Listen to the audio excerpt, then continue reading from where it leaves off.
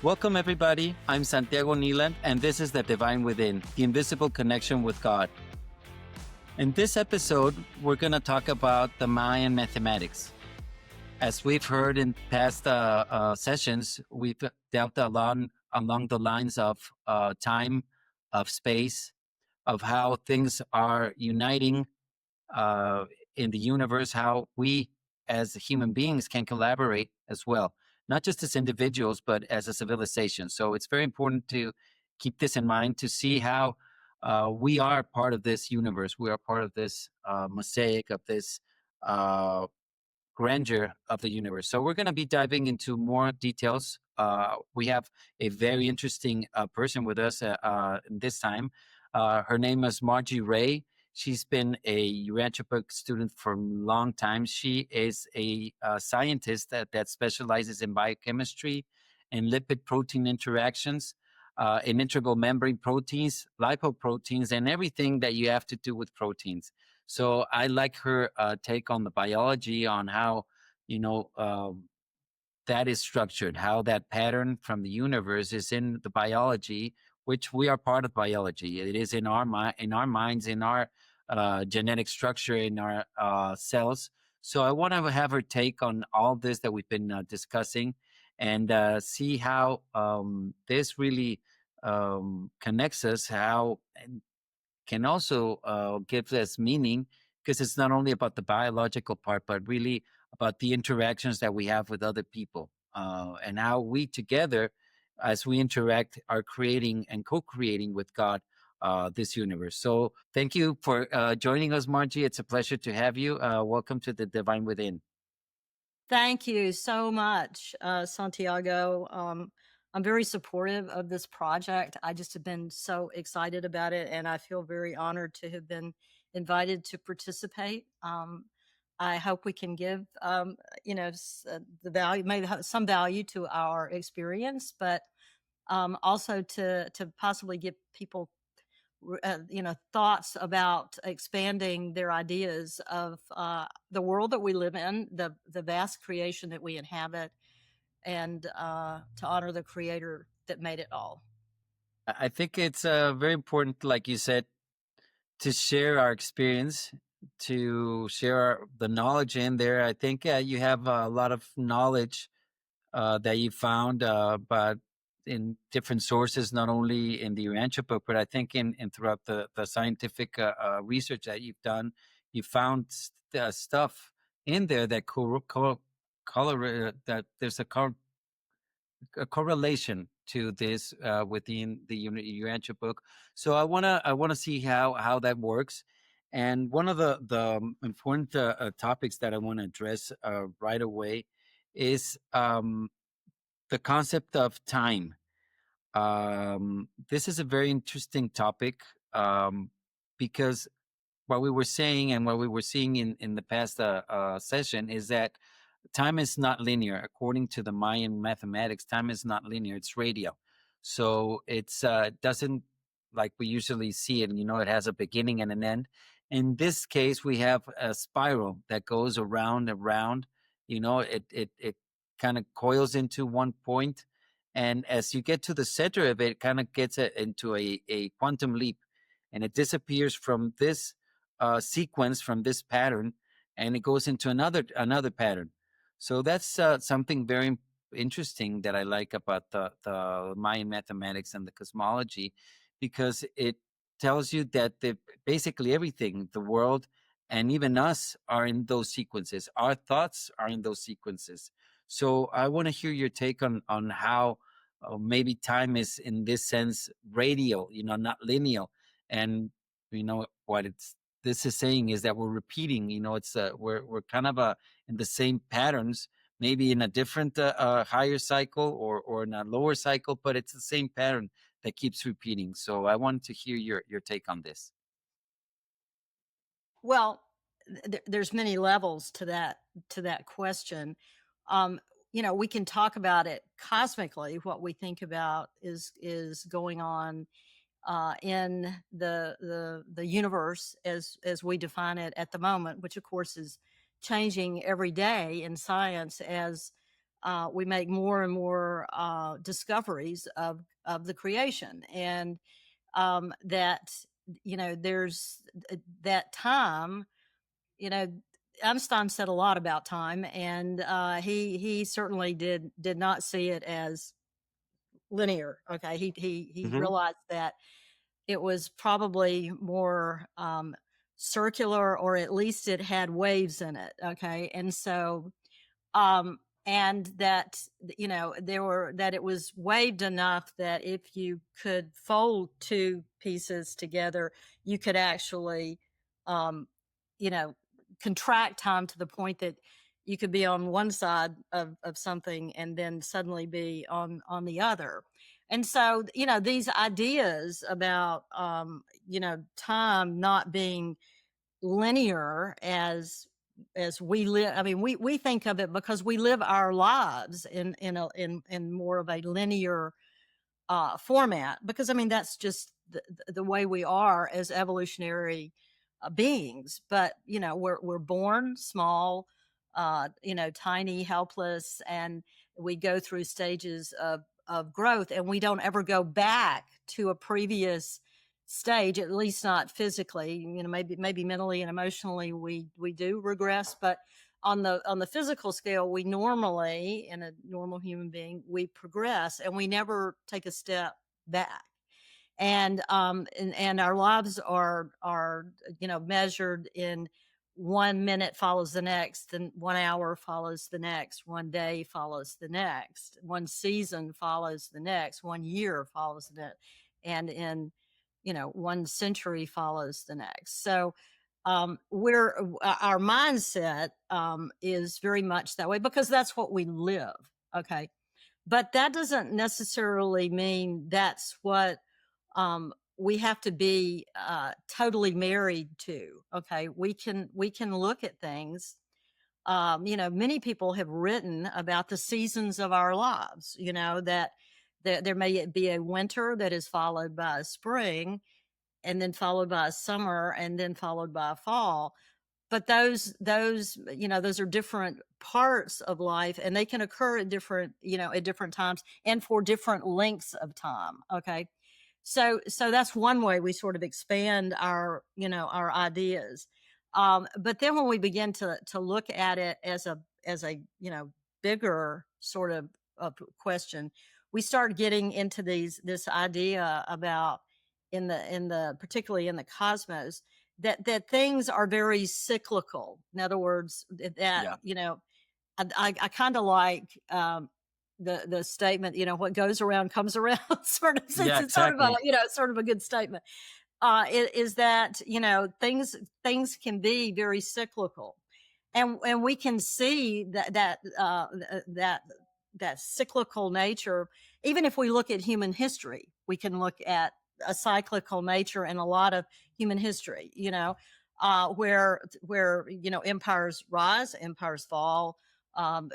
People move. Large cities or settlements are built, and then they are abandoned, and then they go in larger this is sort of the cycle of human evolution that we see that's going on in this planet. But fortunately, it does have a linear component in that we're not still reinventing the wheel. We're well beyond that. So we realize that if you take that, then you're getting more into your spiral. Okay, where Yeah. things are moving up, so to speak. And so when you look at human history, it is really more on a spiral to a degree. We know that it falls back, and then it goes forward, and then it may fall back and go forward again.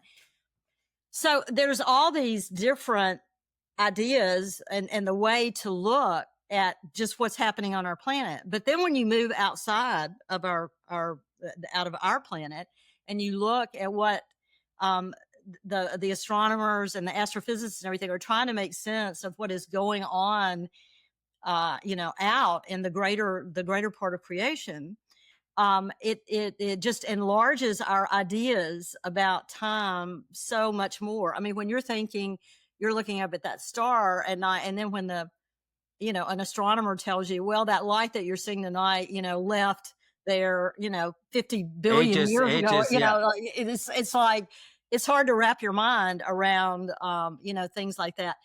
But here's the thing: is that as we have learned more and more, and astrophysics and astronomy, it is much more in our life than just drawing pictures in the sky, like like Ptolemy did for years and all of that.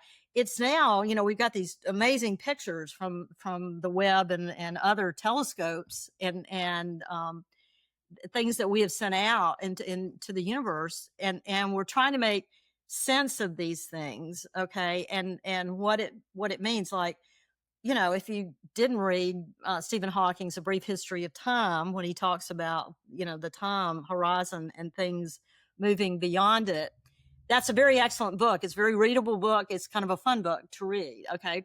Um, but he talks in that book a lot about, some of our perceptions of time, and where time becomes something that may not really resemble a whole lot of what we think we know Yeah. right now, but we have certainly enlarged our ideas about time. And I find that I mean, we live in a very exciting time. I mean, Yeah, it's yeah, like, exactly. yeah, New it's just, discoveries that yeah, question everything, right? right. I mean, it's just, and this is what is great. It allows you now, it's sort of like we were, our minds have literally been set free to think about all these really big, big questions that are going on out there, even though we're still living very much a linear sort of life. But that doesn't mean that either emotionally or particularly spiritually, we have to live, a real linear type life. And that's the whole concept. I mean, the linear time versus the radial time, and you were saying, that we're building on, the previous, and that's the way that we're saying. It's we're repeating a pattern, or we're repeating a cycle, but it's not the same because we've already put this first layer, and it's the Hmm. second layer, and it's endless amount of layers that we built. So we're building layers, and that's how we're constructing this world. It's not the same world from 10 years ago, 100 years ago, 1,000 years ago. So as a civilization, and that's the interesting thing about it, it's not that it's just our individual path, it's our collective path as well. Everything it affects the collective. And what we're saying, and this is very important, what you were saying about the concept.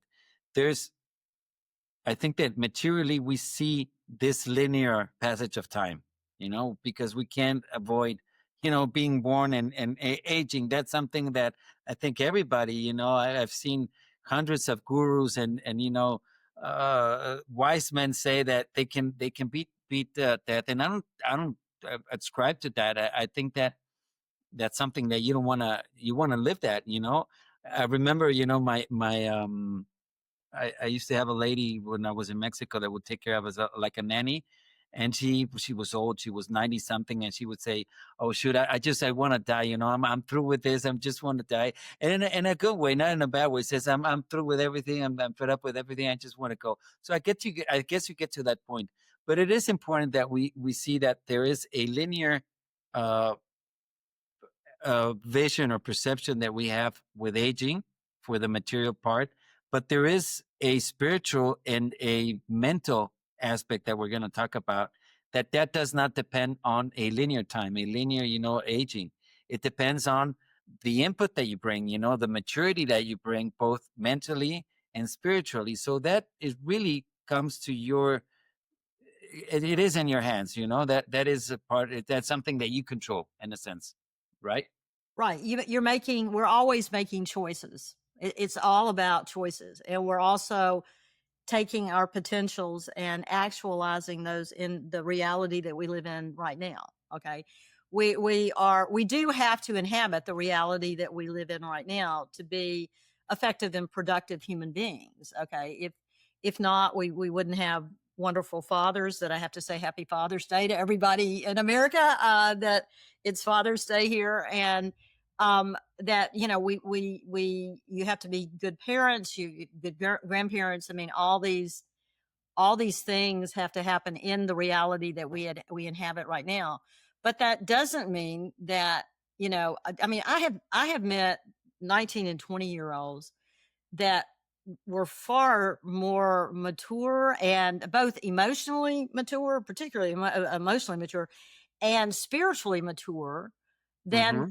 some 40, 50, 60-year olds that I know that got stuck somewhere, and they're basically stuck. Okay. And they haven't, but there are plenty of young people out there that are seeking, who are doing wonderful things, making good choices and good decisions for themselves, the people around them, their families, whatever, and even for the world. I mean, but the young people now that I've met give me tremendous hope for a future, because they're beginning to see a future that is, d- so far superior to the one that we could even, have dreamed of when I was a young person. Okay. Well, that's interesting that what you're saying, Margie, and what you're perceiving, and especially if I mean you've had quite some time to see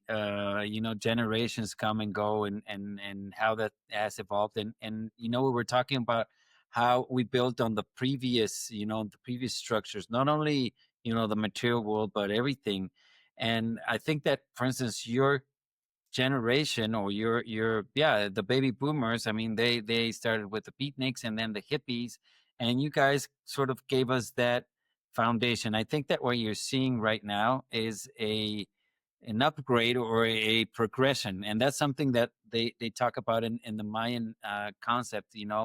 It's everything is a progression, nothing is static, or nothing is just uh casual. Everything has a purpose.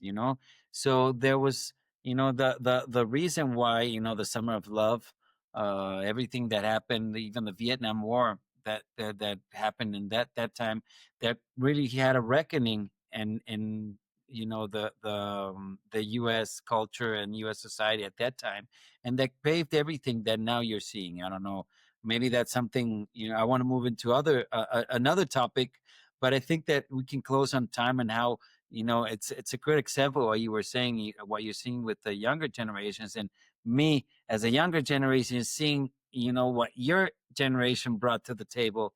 How do you see that? Well, my generation, being a member of it, I can find fault with it, and I do. I find fault with a lot of it.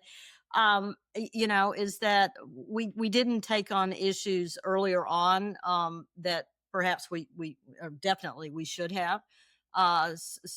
Particularly in social and environmental issues. I grew up, though I live in the Pacific Northwest. I grew up in the Deep South, and I was taught what I found out later to be, an entirely skewed version of history, particularly the Civil War. And it's just it's just kind of when I look back now, it's sort of appalling. But at that time, it was all I knew. I was growing up under that sort of thing. But we were standing literally on the shoulders of giants. The generation that kept Hitler from dominating the world, okay, and fascism becoming the norm.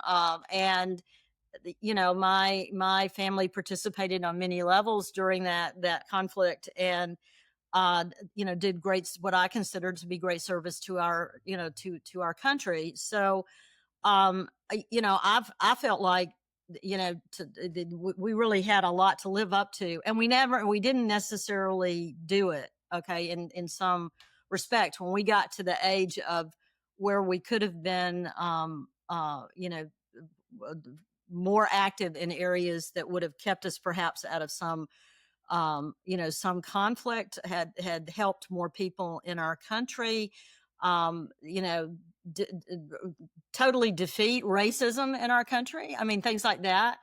My generation did not do all that it should have done, in my opinion. This is purely my opinion, but and the generation that has come after me, they have learned a lot. I mean, when I was interacting with young scientists that were coming through my lab, oh my word, they had such great ideas.